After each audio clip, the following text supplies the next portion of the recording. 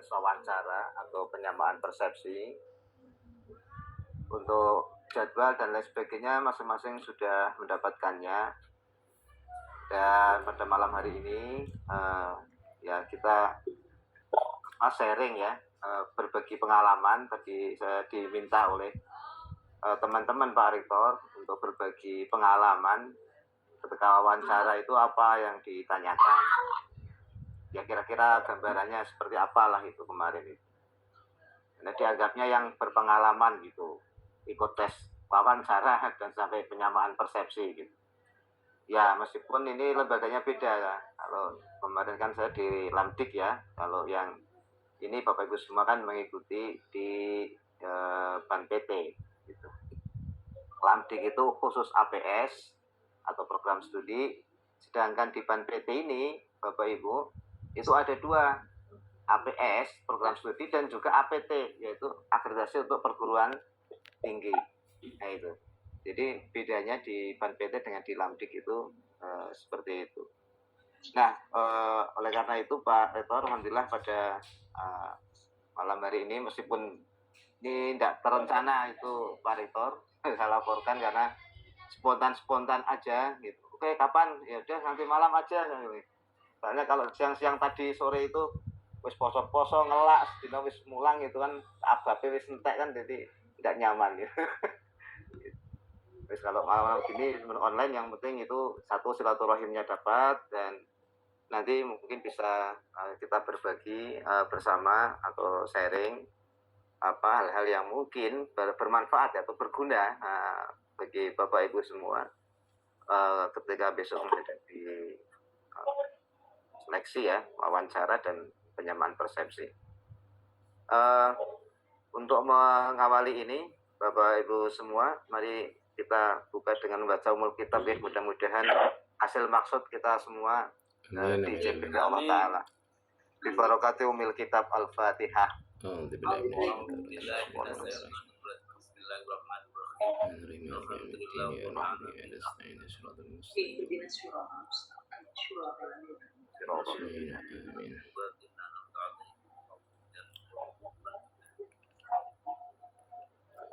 Mudah-mudahan dengan bacaan Fatihah yang sudah kita baca tadi menjadi wasilah bagi kita semua untuk khusuri maqasid dan semua ini. Amin Allahumma amin. Dan selanjutnya Pak Rektor, kami mohon ini Pak Rektor untuk pembekalan dan sekaligus penyemangat dari Pak Rektor untuk teman-teman bisa mudah-mudahan besok bisa lebih semangat dan fokus Pak Rektor. Monggo waktu sepenuhnya kami serahkan Pak Rektor.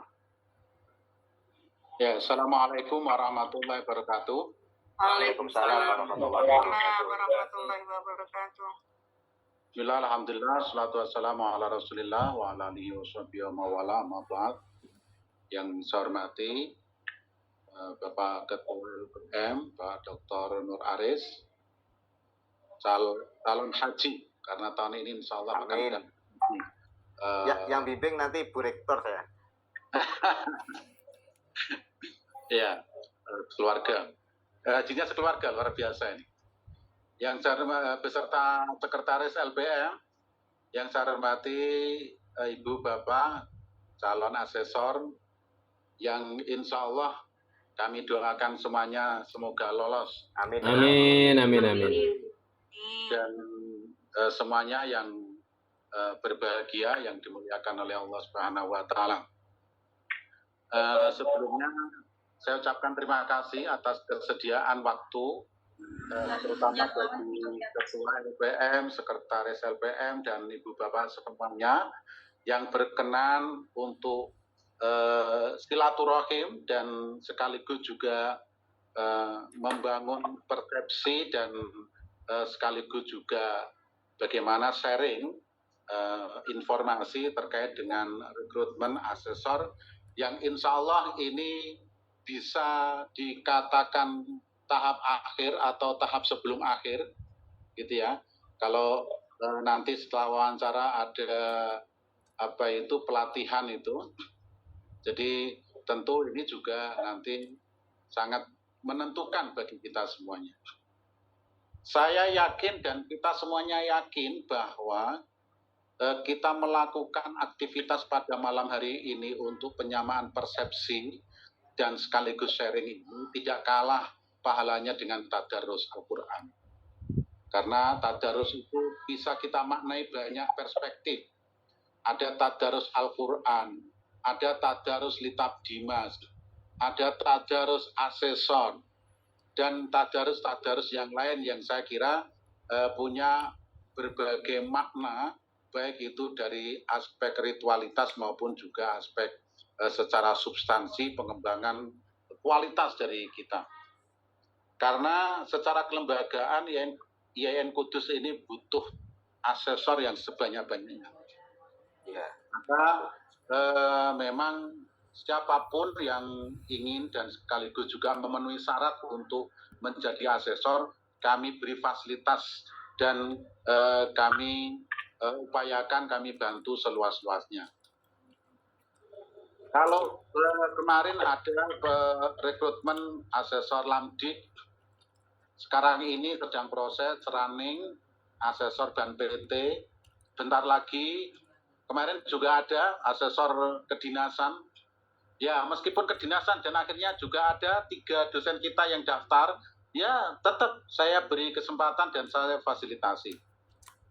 Semua yang terkait dengan ubur rampe, pembayaran untuk tes kejiwaan, tes kesehatan, dan lain sebagainya, kami fasilitasi dari kampus dan prinsipnya agar semuanya bisa diringankan, tidak terbebani dengan hal-hal yang terkait dengan administratif dan pembiayaan. Nah, nanti juga akan ada asesor Lamgama dan seterusnya. Ya. Ada kelihatannya nanti ada Lamhum, asesor lembaga akreditasi mandiri Humaniora, dan juga yang lainnya. Tetapi pada prinsipnya adalah kita berjuang dan kita berusaha maksimal apa yang ada di depan kita, ya, tanpa mengabaikan lam-lam yang lain, tetapi yang ada di depan kita adalah rekrutmen Bank PT. Apalagi tadi sudah disampaikan oleh Pak Dr. Nur Aris, Ketua LPM, satu kelebihan dari asesor Bank PT ini, Ibu Bapak semuanya nanti yang semoga saja lolos semuanya, itu bisa menjadi asesor APS dan APT. Jadi asesor program akreditasi program studi dan APT, akreditasi perguruan tinggi. Tentu keberadaan dari asesor-asesor ini sangat bermanfaat dan sekaligus juga memberikan berkah bagi lembaga. Maka kami akan mensupport maksimal semua yang terkait dengan rekrutmen ini. Jadi kalau tandanya nanti ada tahapan lagi yang sifatnya luring atau tatap muka, nanti pun juga insya Allah akan kami fasilitasi. Sehingga Ibu Bapak semuanya tentu akan maksimal konsentrasi penuh gitu ya, dari aspek penyiapan dan sekaligus juga dari aspek untuk hal-hal teknis yang dibutuhkan. Setidaknya tentu kami mengucapkan selamat kepada Bapak Ibu semuanya sampai pada tahapan ini. Tentu ini juga sebuah prestasi yang luar biasa sampai pada tahap wawancara, dan kami berdoa semoga Bapak Ibu semuanya lolos dalam rekrutmen dan sekaligus juga lolos dari wawancara ini, sehingga nanti kalau seandainya wawancara ini ada tahap terakhir dan panjenengan lolos, semoga nanti menjadi bagian dari asesor Bank PT. Kalau seandainya nanti ada tahapan lain, misalnya tahapan untuk pelatihan misalnya, Ibu Bapak juga mempersiapkan secara maksimal. Karena pelatihan pun kelihatannya juga menentukan. Jadi dari aspek pelatihan itu nanti biasanya ada pre-test dan post-test, kemampuan dari IT-nya, Excel dan lain sebagainya. itu juga sangat berpengaruh. Nah, tentu momen pada malam hari ini sangat penting dan nanti kita bisa mendapatkan gambaran secara utuh tentang bagaimana wawancara itu. Tadi saya sampaikan ke Pak Nur Aris, Pak Dr. Nur Aris, kalau seandainya nanti, tapi kelihatannya kalau ban PT tidak ada psikotes ya. Kalau kemarin lampu ada psikotes. Jadi, nah kalau seandainya ada psikotes, saya berusaha nanti kalau bisa saya fasilitasi mendatangkan narasumber psikotes, karena saya melihat kemarin psikotes itu betul-betul menguras energi dan pikiran kita, dan standar psikotes untuk asesor itu tidak bisa kita raba dan tidak bisa kita ketahui, sehingga dari sekian yang kemarin lolos tahap untuk ujian psikotes akhirnya ternyata hanya Pak Dr. Nur Aris yang lolos gitu ya. Jadi karena standar itu yang tentu kita tidak tahu dan kita tidak memahami yang dibutuhkan untuk psikotes asesor itu seperti apa. Nah, yang dibutuhkan untuk wawancara yang nanti itu seperti apa? Jangan-jangan kita sudah merasa apa yang kita ketahui, apa yang kita miliki, skill apa yang kita punyai, kita sampaikan semuanya, tetapi justru itu tidak cukup. Mungkin faktor yang lain yang dibutuhkan. Itu terima kasih Bapak Ibu semuanya, Pak Dr. Nur Aris, Ketua LPM, Sekretaris LPM, dan Ibu Bapak semuanya. Semoga acara pada malam hari ini berjalan lancar, barokah, dan manfaat. Mari kita buka dengan bacaan surat Al-Fatihah. Ala hadiniyah liridhaillah wa lisafati Rasulillah. Al-Fatihah.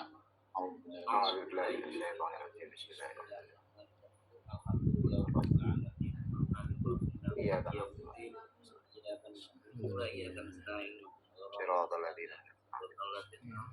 terima kasih. Kami kembalikan pada Pak Dr. Nur Aris. Kurang lebihnya saya mohon maaf. Walafuminkum wallahul muwaffiq ila aqwamit thoriq. Wassalamualaikum warahmatullahi wabarakatuh. Waalaikumsalam. Ya, Waalaikumsalam warahmatullahi wabarakatuh. Terima kasih Pak Rektor. Sudah menyemangati kita semua, tidak hanya menyemangati, menfasilitasi. Sudah menfasilitasi. Saya kira harapan dari fasilitasi ini adalah panjenengan semua bisa lulus dan akhirnya nanti bisa berkontribusi kepada lembaga kan gitu ya. Outcome-nya kan ke sana gitu.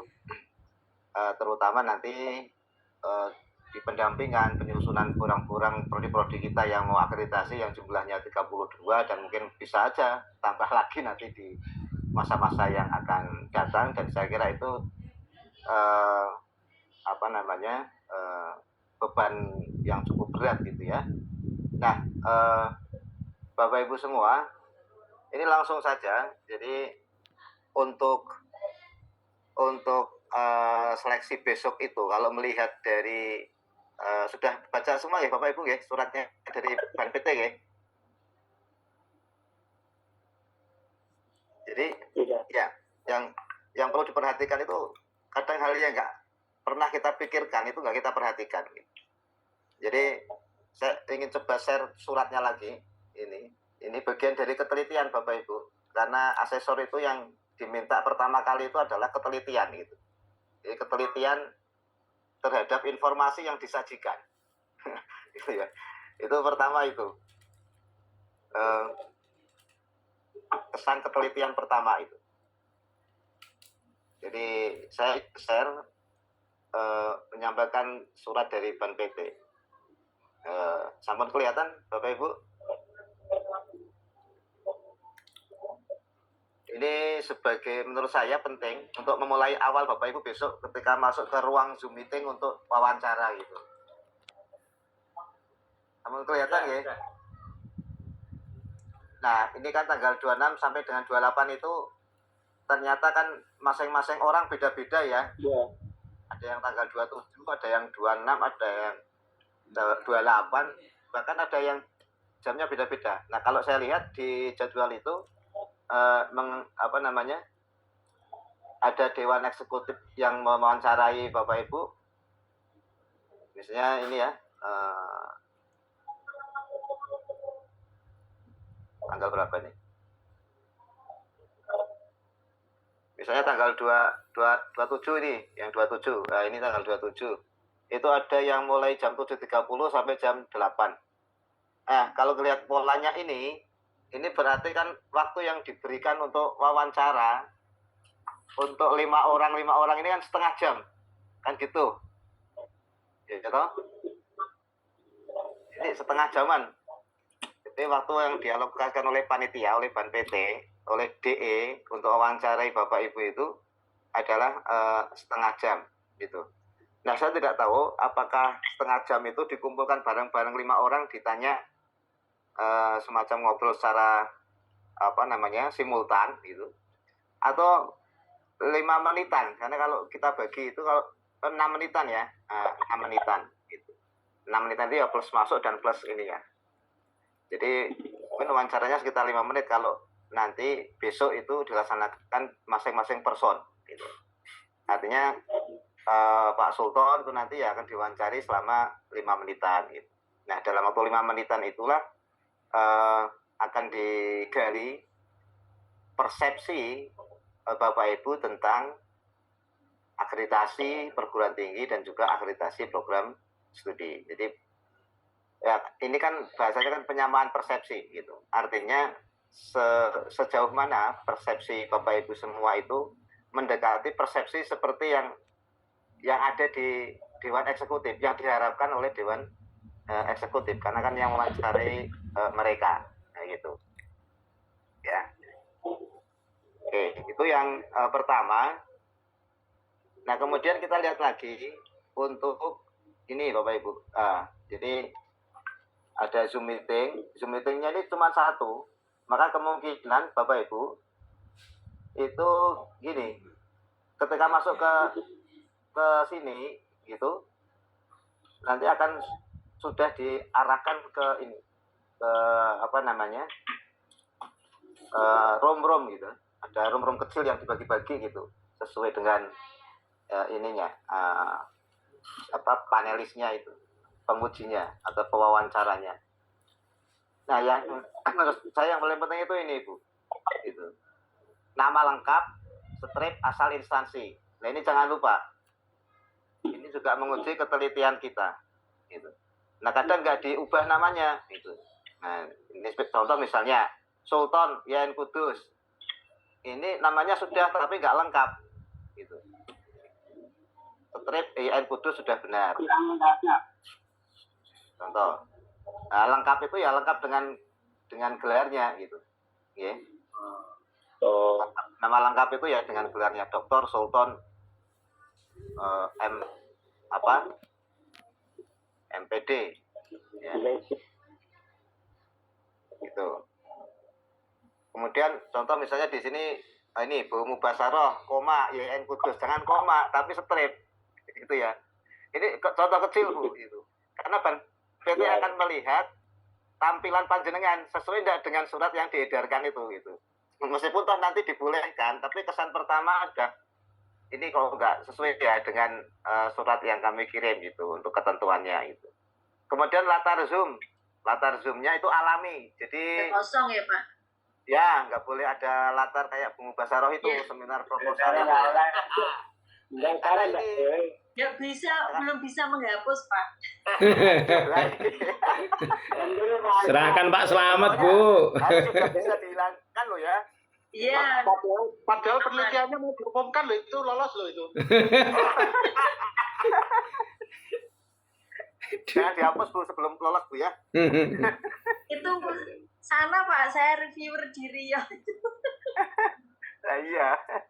Ini Tidak boleh di blur ya Pak Nur Arif. Kalau jangan di blur, betul. Jangan terang bening pokoknya. Besok ya, jangan seperti background saya blur, karena kalau saya blur karena ini di belakang saya ini banyak ini ya, rewo-rewo ya. Nanti kalau kelihatan kan nggak enak, nggak nyaman. Itu. Jadi contohnya gitu. Jadi alami aja. Pak Nuruddin cari tempat yang terang besok Pak. Putra itu. Ini kelihatan ya Pak. Uka-uka. Aku ngono terang itu orang kok ngedine sampean delok dhewe gone-gone kamerane. Di belakang rumah mungkin Pak Nurudin jadi sama. Ya. Pokoknya dibuat sejelas mungkin ini ya, ruangan di panjenengan cahayanya cukup. Nah itu ya, alami, backgroundnya alami itu apa adanya gitu. Dan pastikan sinyalnya panjenengan, sinyalnya itu ojo ngasih ini, apa namanya? Hilang. Wah hilangan putus nyambung itu. Wah itu sudah fatal itu, karena waktunya 5 menit jenengan. Itu jenengan terlempar keluar karena sinyal jenengan jelek, itu ya sudah, kan nggak ada waktu lagi untuk ngulangi. Tanya minta tambahan waktu kan nggak bisa gitu. Dan lagi ini pesertanya sangat banyak itu, sesi secara besok itu atau penyamaan persepsi besok ya pastikan itu besok oke ya. Kalau di rumah nggak ada yang kuat, bisa di kampus Bapak Ibu, dekatnya TIPD, bisa minta apa namanya jaringan yang terkuat ya di kampus itu, di mana yang lebih paling stabil itu. Oke, siap. Selanjutnya peserta hadir 10 menit sebelumnya wawancara. Lah ini Pak Nurudin Ya, ya. siap. Ini. Pokoknya 10 menit sebelumnya wawancara habis masuk Pak. Ya.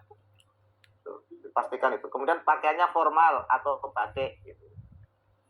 Nah ini hal-hal sederhana yang kadang kita dalam wawancara itu lupa gitu ya. Karena saking excitednya itu lupa gitu untuk ya. Nah ini yang perlu dilihat adalah kehadiran setiap calon asesor pada jadwal yang telah ditentukan adalah wajib. Jadi kalau jenengan terlempar dianggap tidak bisa hadir, ya sudah, itu wassalam ya.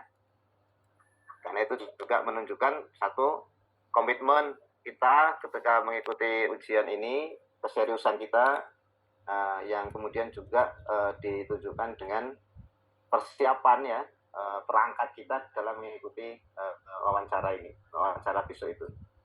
Gitu. Nah ini pertama atau yang kedua ya tadi ya, Bapak Ibu. Nah kemudian apa yang besok akan diwawancarakan? Nah yang diwawancarakan itu seperti yang saya share tadi di grup itu ini loh. Jadi persepsi terhadap berbagai ketentuan atau peraturan yang berlaku dalam proses akreditasi perguruan tinggi dan program studi di lingkungan BAN-PT. Nah, untuk materi regulasi dan peraturannya itu sudah di-share, dibantu oleh Pak Arif Hakim di Google Drive ya.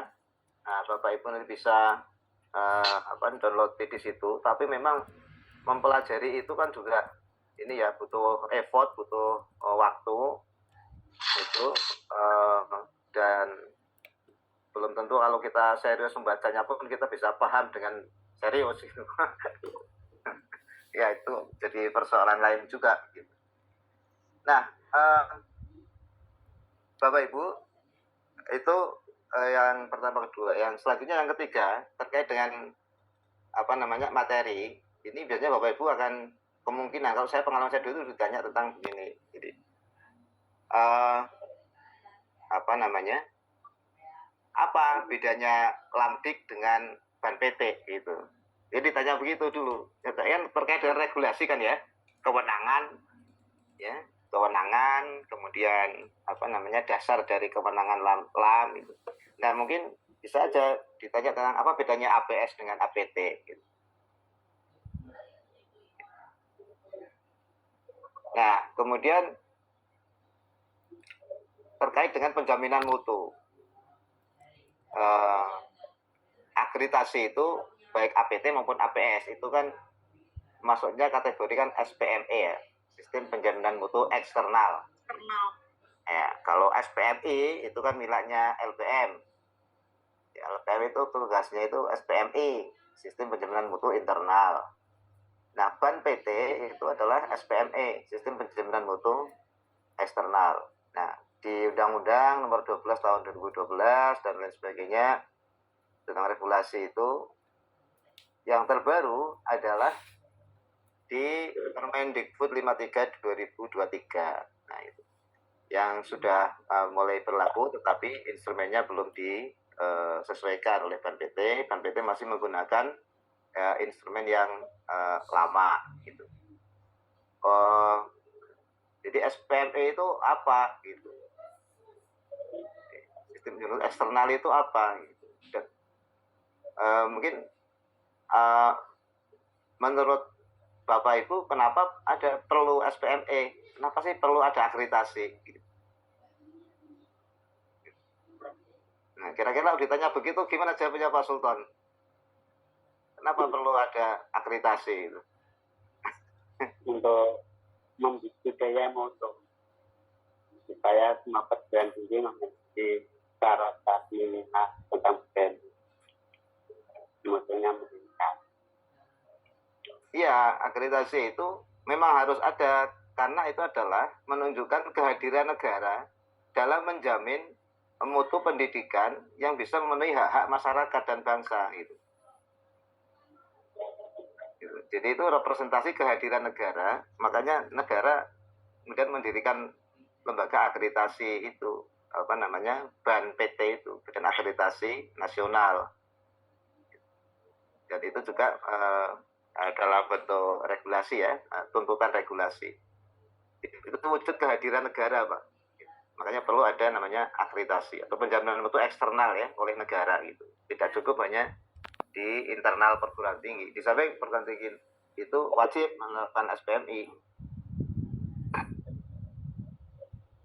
Nah, kemudian tentu terkait dengan ketentuan-ketentuan yang berkaitan dengan akreditasi. Gitu. Jadi misalnya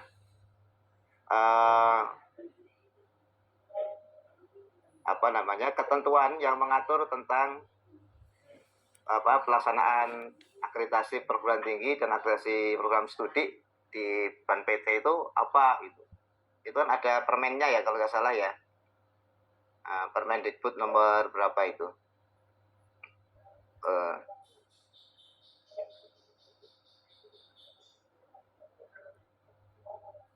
Agak lupa saya.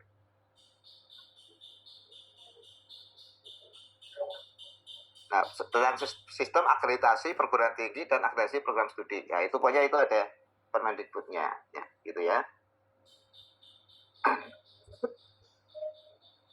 Nah, kemudian tentu adalah ketentuan terbaru. Nah, Bapak Ibu. Jadi yang udah di Serparip itu ada ketentuan yang lama, ada juga ketentuan-ketentuan dan regulasi-regulasi yang baru ya. Gitu. Nah, jadi misalnya regulasi yang baru itu saya coba share screen. Ya ini kelihatan nggak Bapak Ibu? Kelihatan. Ini saya besarkan, kelihatan ya? Ya. Ya. Ya, jadi ini regulasi terbaru Bapak Ibu tentang SPME itu ada di Permendikbud nomor 53 tahun 2023 tentang penjaminan mutu pendidikan tinggi. Nah itu. Jadi adanya di situ di Permendikbud nomor 53 tahun 23 ini isinya adalah SNDikti, SPMI dan SPME ya. Isinya itu. Jadi tentangnya penjaminan mutu pendidikan tinggi. Ini yang terbaru Pak. Jadi kemungkinan akan ditanya tentang ini karena terkait dengan awareness gitu ya, dengan kepedulian terhadap dinamika regulasi Pak. Bisa jadi panjenengan menguasai regulasi yang lama gitu.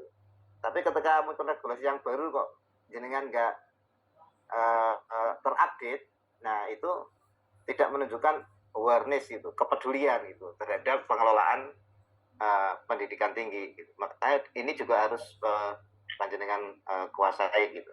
Ini sudah diserparip juga barangnya gitu. Ya,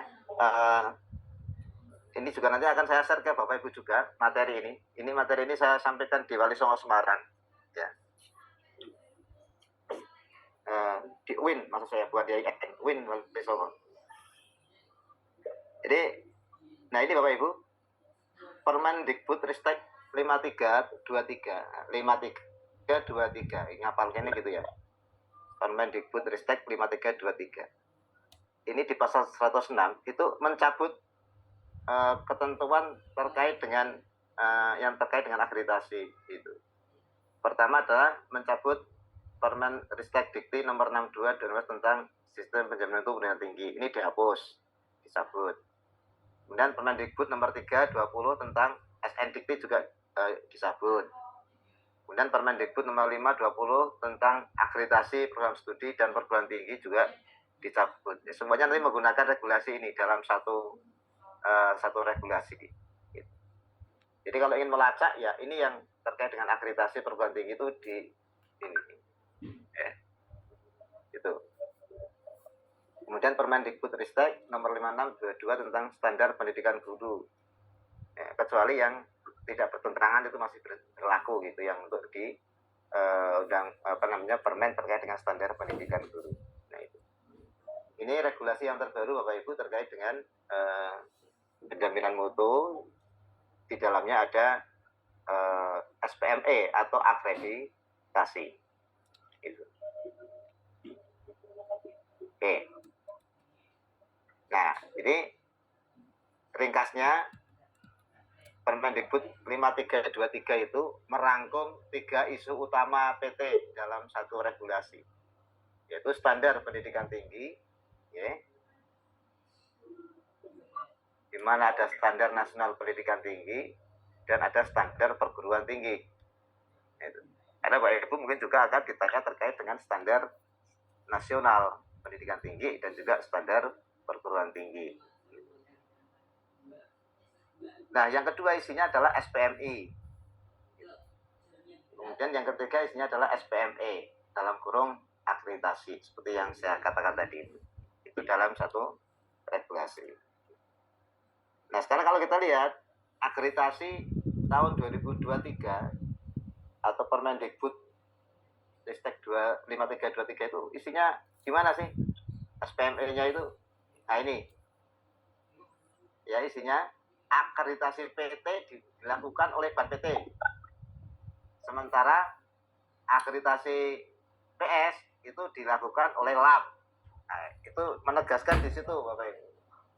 Jadi Ban PT itu pada saatnya besok hanya mengakreditasi perguruan tinggi saja. Tidak mengakreditasi program studi.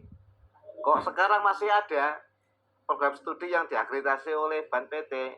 Ya karena prodi-prodi itu belum ada LAM-nya. Belum ada lembaga akreditasi mandirinya gitu. Nah, tadi disampaikan oleh Pak Rektor kan ada rencana insya Allah dalam waktu dekat LAM keagamaan. Ada LAM soshum, nah, sosial humaniora. Kemudian ada LAM apalagi gitu. Nah, selama belum ada LAM, maka prodi-prodi yang tidak bisa dimasukkan LAM yang sudah ada, nah, dia akan diakreditasi oleh Ban PT gitu, sampai ada muncul LAM ya yang mengakreditasinya. Nah, yang menarik Bapak Ibu, ini di warna biru ini. Jadi ini penting ya. Ini ada yang sering salah sebut itu begini, status akreditasi gitu, ya. Status akreditasi itu ada dua, terakreditasi dan tidak terakreditasi. Nah, gitu. Makanya di dalam regulasi yang baru tidak ada peringkat akreditasi perguruan tinggi unggul, baik sekali atau baik. Itu sudah nggak ada lagi. Jadi ke depan hanya terakreditasi atau tidak terakreditasi. Ini untuk status akreditasi perguruan tinggi. Nah, perguruan tinggi. Nah, untuk akreditasi prodi itu dilakukan oleh LAM, Lembaga Akreditasi Mandiri. Ingat Bapak Ibu, LAM itu lembaga akreditasi mandiri. Jangan salah sebut lembaga akreditasi masyarakat, ya. Karena ada itu saya juga pernah ketemu, ya pernah ketemu orang juga lembaga akreditasi masyarakat katanya gitu. Lo kok bisa itu? Dari mana itu? Mandiri itu. Nah, yang menarik di regulasi yang baru itu status akreditasi dari LAM itu ada 3 ya, terakreditasi unggul atau tidak terakreditasi. Jadi LAM itu bisa melahirkan 3 status akreditasi ini.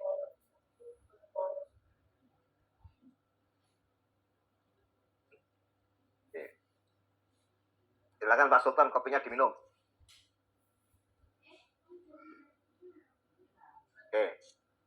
Jadi ini yang LAM ya. Ya. Pak Nuredi. Kopi ini.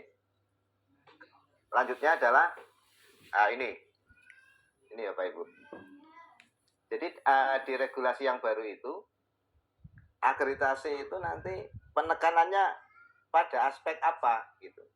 Nah, dengan regulasi yang baru itu akreditasi itu penekanannya nanti ada di standar luaran, itu diutamakan.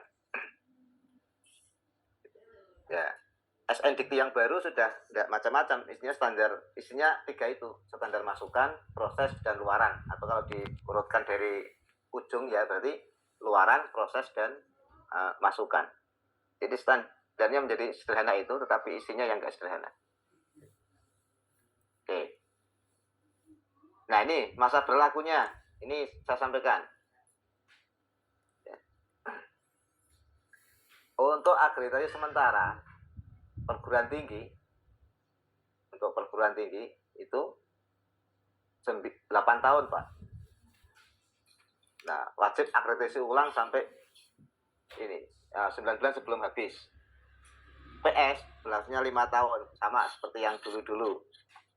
Ini regulasi terkait dengan masa berlaku status akreditasi sementara itu diberikan ya pada prodi-prodi baru atau PT baru gitu. Itu. Nah ini yang menarik ini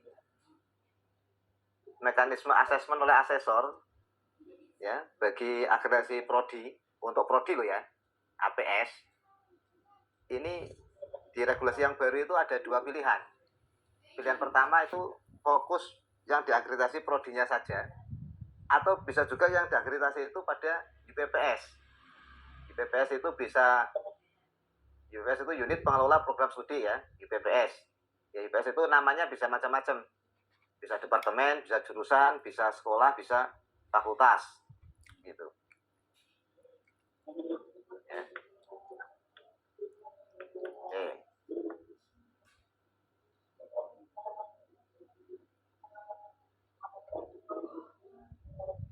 Oke. Nah, ini sama seperti yang di akreditasi sementara, status akreditasi pun setelah dikeluarkan oleh BAN PT dan LAM untuk prodi berlaku 5 tahun, untuk perguruan tinggi berlaku 8 tahun. Jadi Pak Rektor dan Bapak Ibu yang lain, kalau kita APT tahun ini dan bisa meraih unggul, maka unggul kita itu akan berlaku mungkin 8 tahun gitu ya. Kan lumayan itu 8 tahun itu. Untuk APT. Nah, kemudian untuk perpanjangan akreditasi, jadi melalui namanya otomasi. Otomasi itu tidak dipahami sebagai otomatis. Nah, ini kadang itu bisa ditanyakan gimana sih perpanjangan predikat akreditasi, status akreditasi melalui otomatis. Itu salah, itu akan disalahkan oleh DE, Dewan Eksekutif. Jadi kita jangan sekali-kali mengatakan melalui perpanjangan otomatis, Bapak Ibu, tapi melalui mekanisme otomasi. Nah itu ternyata beda antara otomatis dengan otomasi itu. Kalau otomatis itu ya itu pakai mesin gitu, kemudian langsung otomatis. Kalau otomasi itu ternyata melalui ini pemantauan dan evaluasi mutu prodi atau perguruan tinggi berdasarkan data dan informasi yang ada di PDDikti-nya. Nah, itu menggunakan namanya permutu. Nanti Pak Arif sudah di-share belum ya? Pak Arif ya, permutu ya?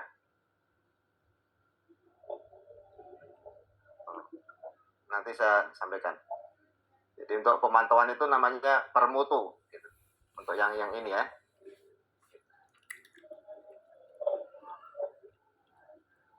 Nah, kalau yang lain-lain ini adalah ke hal yang sifatnya teknis-teknis ya. Misalnya kalau nggak terakreditasi, apa konsekuensinya? Ini saya lewatin aja. Kemudian harus perbaikan dan seterusnya saya lewati. Nah, ada lagi satu yaitu lembaga akreditasi internasional itu sekarang diakomodir oleh BNPT dan tidak perlu dikonversi ke unggul. Kalau dulu kan kalau dapat akreditasi internasional terus harus konversi ke unggul kan ya. Dulu. Nah, sekarang Permendikbud 53/23 itu prodi kalau yang terakreditasi secara internasional ya diakui dia sebagai prodi terakreditasi internasional dan dianggap memenuhi persyaratan akreditasi. Dia tidak perlu dikonversi ke unggul gitu. Jadi program studi itu kemudian kalau begini disimpulkan ada 4 status prodi itu ya. Pertama, terakreditasi. 2, tidak terakreditasi. 3, terakreditasi unggul oleh LAM. Yang keempat, terakreditasi internasional. Nah, itu yang status akreditasi program studi. Kalau program tinggi ada 2, terakreditasi atau tidak terakreditasi. Nah, itu Bapak Ibu SPME atau sistem penjamin mutu eksternal yang dilaksanakan oleh BNPT di dalam mandat atau amanat dari regulasi Permendikbud 53/23 yang baru itu, yang terbaru gitu.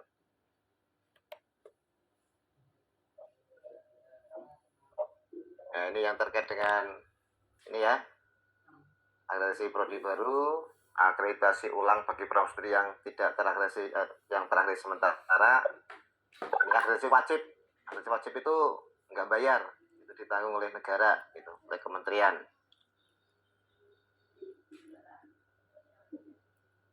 Yang bayar itu hanya yang untuk mengajukan ke akreditasi unggul. Ini yang LAM ya, itu harus bayar itu kalau mau ke unggul. Tuh.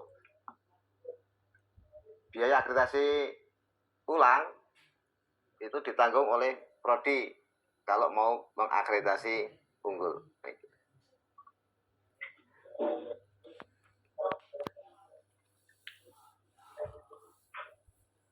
Nah, selanjutnya ini konsekuensi bagi perguruan tinggi yang tidak mengajukan permohonan akreditasi kepada BNPT atau LAM.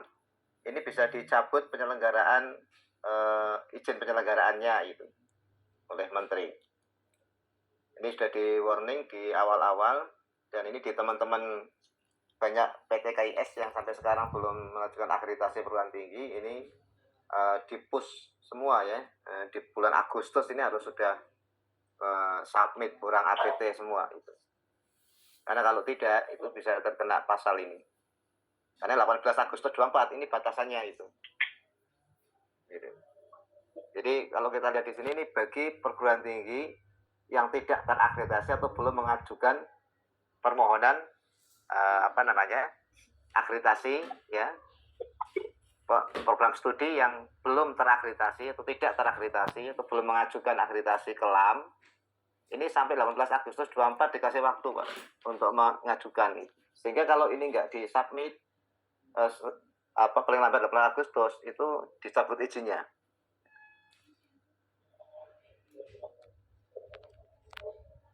Itu. Nah, jadi di prodi-prodi kita juga sama, nanti prodi-prodi yang belum terakreditasi yang harus ini segera mengajukan. Baik, ini yang terakhir adalah edaran dari BNPT Pak, nomor 1274 ini. Jadi mungkin ini lebih kepada pemberitahuan atau informasi, bukan regulasi ya, tapi ini terkait dengan mekanisme. Jadi sampai dengan 16 Agustus 25 masih menggunakan instrumen lama. Nah, kemudian bagi perguruan tinggi atau APS yang ada di bawah BNPT, kalau mau mengajukan akreditasi dengan instrumen yang lama, itu dibatasi pengajuannya paling akhir 31 Desember 24.